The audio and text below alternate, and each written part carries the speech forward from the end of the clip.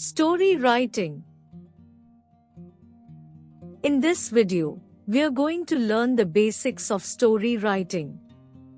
We will first understand what story writing really is. Then, we will explore the format of a well-structured story, and finally, we will walk through a concrete example.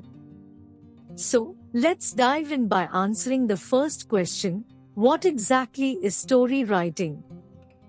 A story is indeed a narrative that recounts interconnected events and characters, often with a moral or a meaningful message. The term narrative refers to the story that is being described or told. So, in simple words, a story is like telling about things that happen and the people in it, and it usually teaches us something important, like being kind or brave.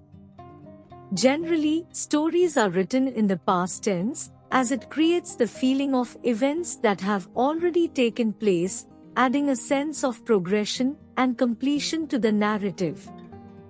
However, do note that there can be exceptions, and some stories are written in the present or future tense for different effects. Now, let's discuss the format of story writing. It generally consists of these elements. Title: a catchy and relevant heading for your story. The title of a story is its name. It gives us a clue about what the story might be about and makes us want to read more. Following our exploration of the story's title, let's focus on the main body of our story. As we commence, it's essential to remember that the word limit for a story should ideally fall within the 150 to 200 words range. Now, one key element to remember while crafting the body of your story is the structure. Ideally, aim to fit your entire story within a single paragraph. This encourages concise, tight writing and makes the story easy to grasp for the reader. Of course, if the need arises, you can extend your narrative into a second paragraph. However, as a rule of thumb, try to encapsulate your story within one single, well-structured paragraph. This approach ensures your story is concise, direct, and engaging from start to finish. But before we proceed further, if you're finding this content helpful, please take a moment to hit that like button and subscribe to our channel. Your support helps us create more content like this. Being imaginative is key when you're writing a story.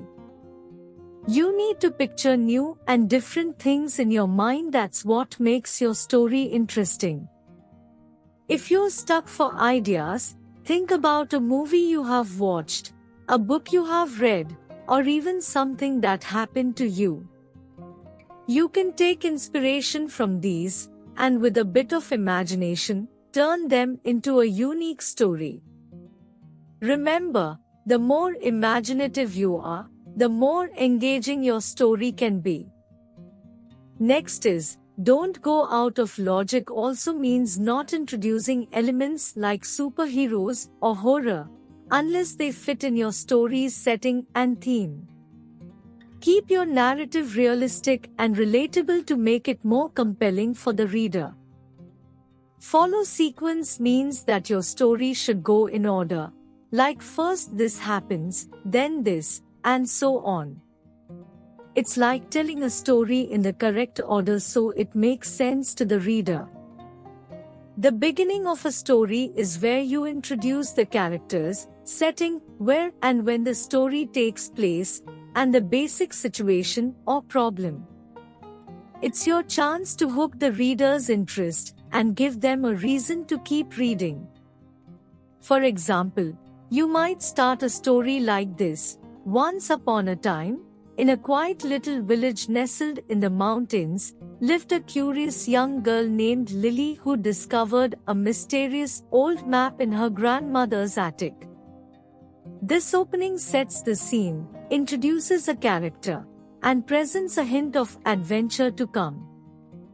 The middle part of a story is where the main events and action happen. This is where your characters try to solve the problem or achieve their goal. There could be challenges, conflicts, and surprises along the way that make the story interesting.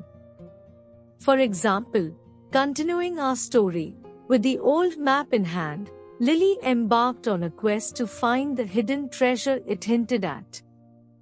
She braved dense forests, crossed gushing rivers, and climbed steep mountains, facing many trials and tribulations, but never losing her spirit. This part of the story keeps the readers engaged and wondering what will happen next. Lastly, we talk about the end of the story. This is where your story wraps up. It can be a happy or sad ending, or even a surprising one. You might choose to teach a lesson or leave your readers thinking. The ending is really important because it's the last part your reader will remember, so make it good. So friends, that's how you write a story. Start with something fun, add some adventures in the middle, and then finish with a great ending.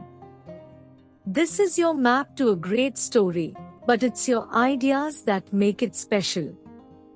Let's see how it looks with an example. So, how do you write a story when some sentences are already provided for you? The rest, you have to craft yourself. Now, as it is written here, in a small, peaceful town, there lived a kind and curious boy named Max. One day, he came across an old, rusty key. What do you have to do? Whenever you're writing a story, put yourself in the place of Max, the character who found an old, rusty key. Now you can imagine how engaging the story can become. Max's key to wisdom. Firstly, we have chosen the title Max's Key to Wisdom. From this title, it suggested that either Max or the key possesses some wisdom or knowledge. After reading the story, you will understand why this title was chosen, as it effectively encapsulates the essence of the story. Firstly, you must write out the lines that have already been provided. Beginning, in a small, peaceful town, there was a kind and curious boy named Max. One day, he stumbled upon an old, rusty key in his backyard. Believing it to be magical, Max embarked on an adventure to find what this key unlocked.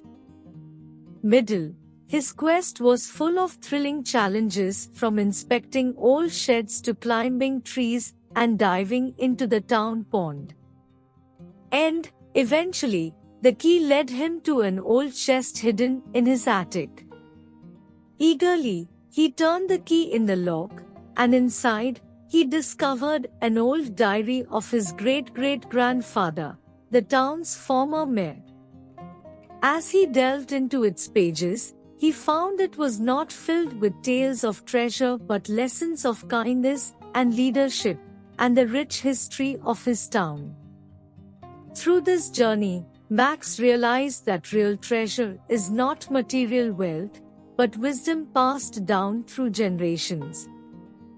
This story has all the components we talked about: a beginning where we introduced our main character and the problem, a middle part where the action happens, and an end where the story wraps up with a valuable lesson.